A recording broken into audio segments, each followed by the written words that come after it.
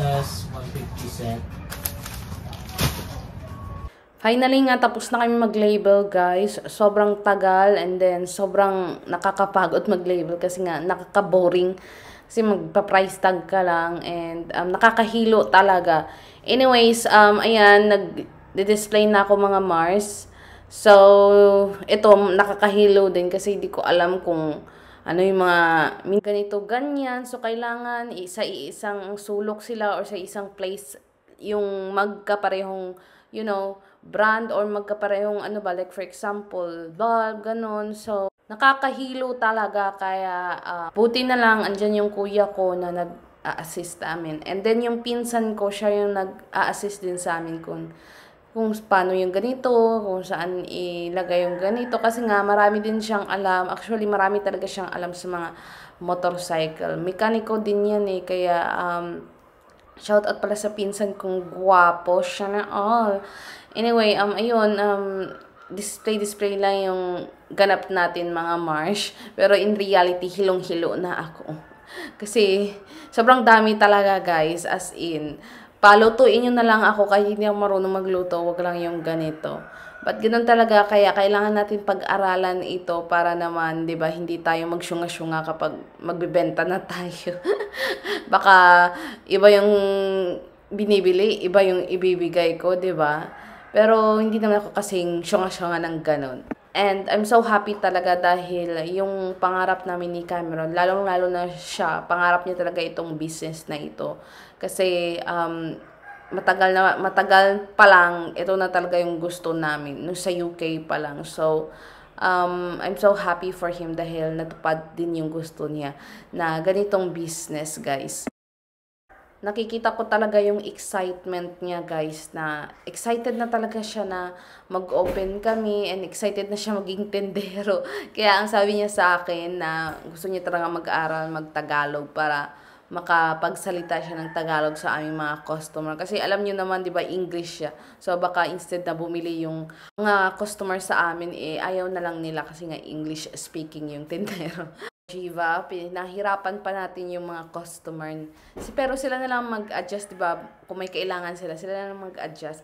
Pero andito naman kami ni Kuya na alalayan si Mister. Alangan namang pabayaan namin siya mag-isa, diba? Siyempre kami din dalawa yung tendera dito sa tendera dito sa aming shop. Sino pa ba, diba?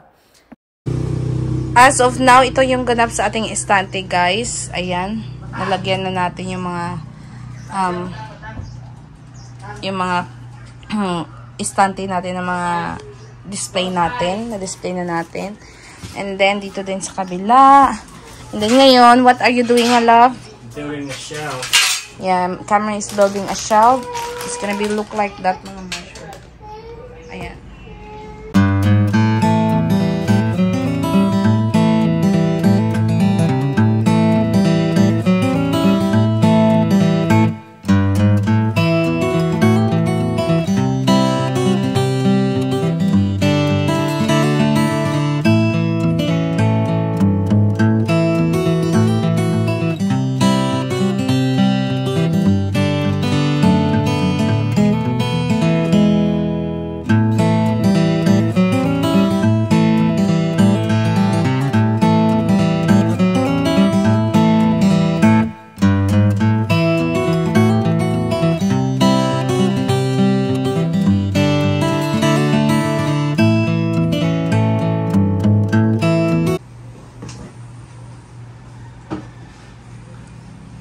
Maybe when you upload this video, it'll already open. Yeah.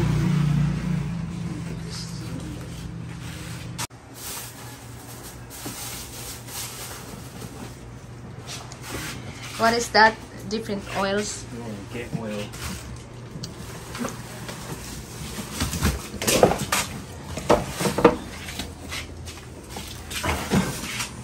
Right for it. Get oil.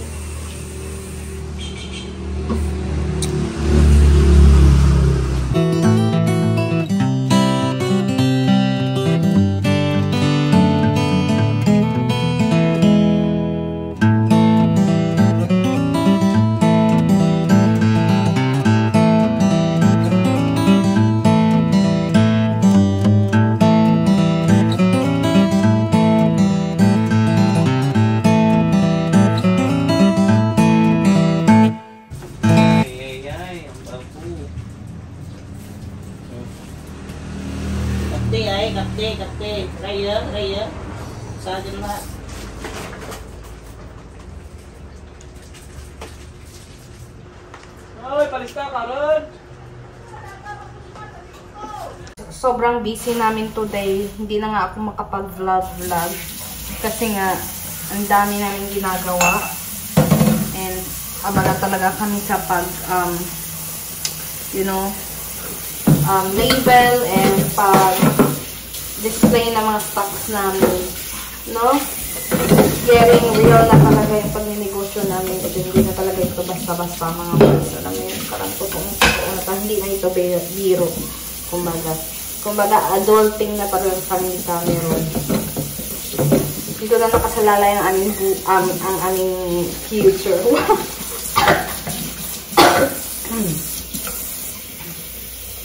Anyway, si Cameron doon pa rin. Pabalik-balik kami sa town. Bumalik na naman siya doon sa Robinson Gate kasi nga may nakalimutan siyang bilhin. May nakalimutan kaming bilhin. Yung importante sa lahat.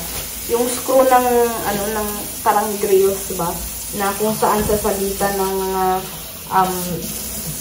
ng mga paninda namin. So, yun yung nakalimutan. Kasi kailangan yun para makabit na yun sa wall. So, ako naman yung doon busy sila kasama si tatay. And, inaano na ni tatay, nilalagay na niya yung signage namin sa taas. So, DIY lang yun mga Mars. Hindi kami bumili ng or hindi kami nagpagawa ng signage mismo na may tawag nito. Na may light. Kasi nga, hanggang lang naman kami dyan hanggang alas 5 ata or alas 6. Depende. Pero hindi talaga kami gagabi dyan. So, ang mangyayari, hindi naman nakapatay naman yan. And then, ayun. And ang mahal, sobra. Nag-inquire kami last time. 16,000 ata. Diyos ko, Joy. Eh, nagpagawa ko ng tarpaulin. Ako lang din nag-design ng signage namin.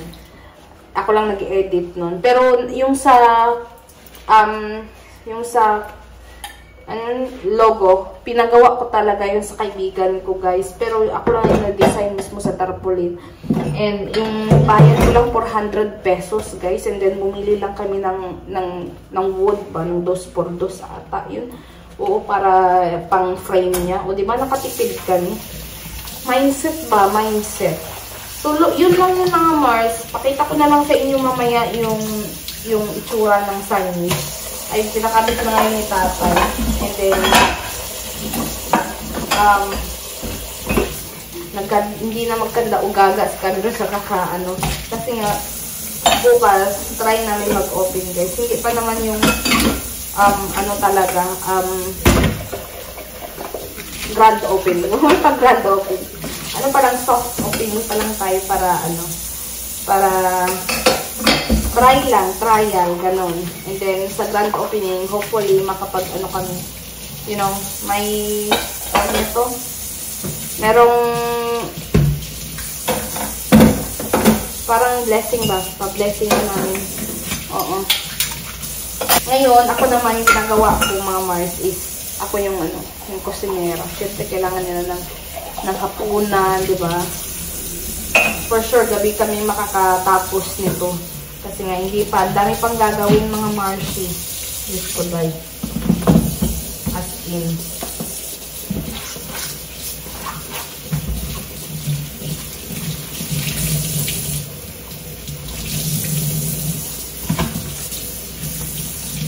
So, nagluto lang ako ng adobo for our dinner, guys. And then, may mga natira pang ulam guys kanina.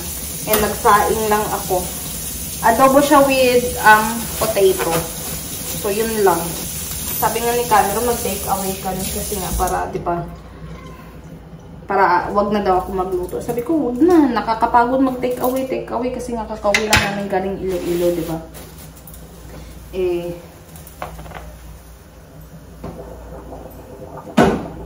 Sawang-sawa na ako sa mga take away. Kaya nagluto na lang ako. Anong oras na nito mga Mars? And yung kuya and yung tatay ko nagdi-drill pa din sila para lang malagay yung signage namin. So, tingnan niyo naman kung gano'n sila ka, matulungin sa amin ni Cameron.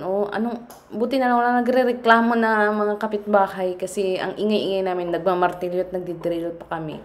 Hindi si Cameron sa loob, nagdi-display pa din. So, ayun lang for today's video, guys. Alam kong pagod na siya and then, hindi ko na to na-end yung video kasi nga napagod na ako, guys. Sorry, guys.